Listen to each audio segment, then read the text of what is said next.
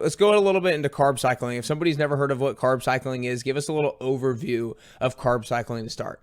Would love to, yeah. And I think it's pretty common for people not to really have ever heard of carb cycling before. I don't know many people. I mean, unless you're like pretty well versed in the different diet plans, you probably just think like everybody's kind of heard of flexible dieting, like if it fits your macros. Everybody's heard of keto. Most people have heard of fasting, obviously vegan, vegetarian. But carb cycling, the reason I like it is because it doesn't necessarily limit what you eat when it comes to like your weekly spread. So day to day, it's going to fluctuate. So for anybody out there who doesn't know what carb cycling is, essentially it is where you um, go through a series of low and high carb days throughout the week. Some people do low, moderate, and high carb days, but basically you break it up per day of the week. And so, like, let's say Monday is a low carb day, you're getting started. And then sometimes you'll go Tuesday, low carb day as well. And then Wednesday, what you'll do is you go into a high carb day, or you could go Monday, Tuesday, Wednesday as low, moderate, high. And then Thursday, Friday, let's say low, low, Saturday, moderate, Sunday, high carb again. And there's different ways of structuring that.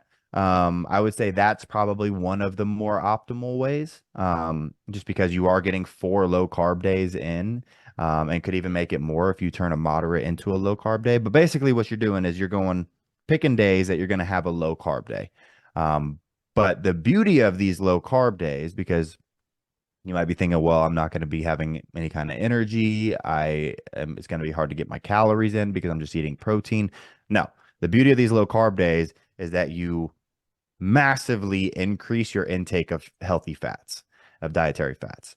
Mhm. Right. And so that means that you're eating oils and nuts and seeds and avocados, and you could even do healthy, like fatty proteins like steak or bacon, or just basically anything that is high fat.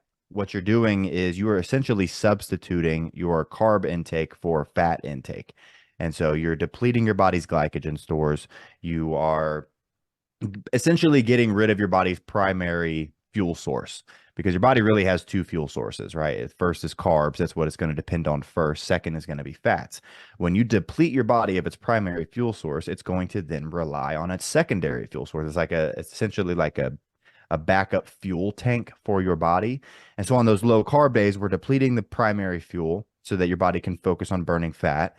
But then you might be thinking, well, why wouldn't I just do that every single day? And this is where low carb diets are born. This is where carb free diets are born, because people think that carbs make you fat and cutting carbs makes you lose weight. And so they just cut carbs entirely, like permanently. And first off, not sustainable. And so people don't follow it for longer than like 2 or 3 weeks. Second off, carbs also help to regulate your metabolism. Carbs also help to give you energy. Carbs also help your muscles. Carbs also help your brain fog.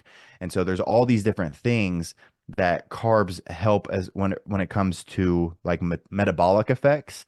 And so that's why having those high carb days, or you call them a refeed day, that's why those are so important. And so then what you're doing, so you go, let's say Monday, Tuesday, you went low, low, and then Wednesday, you're going high carb day.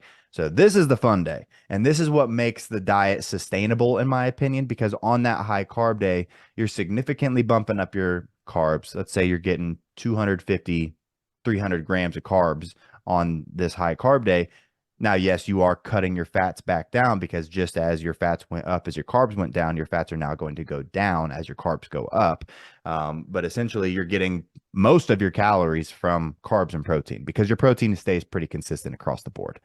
And so, like I said, this is the fun day of the diet, and how, depending on how many high carb days you have throughout the week, these are the fun days, right? You're having carbs at pretty much every single meal. You got energy. Your muscles look nice and full. You're feeling good. You're not hungry at all.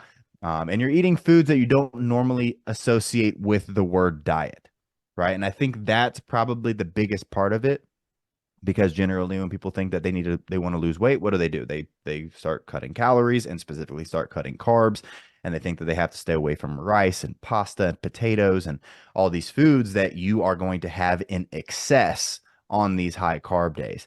And so in my brain, what I think that does to people is on that Monday or Tuesday when they're kind of struggling, let's say that they've been on this diet for a couple of weeks now, and they're like, oh my gosh, I have 2 low carb days in a row.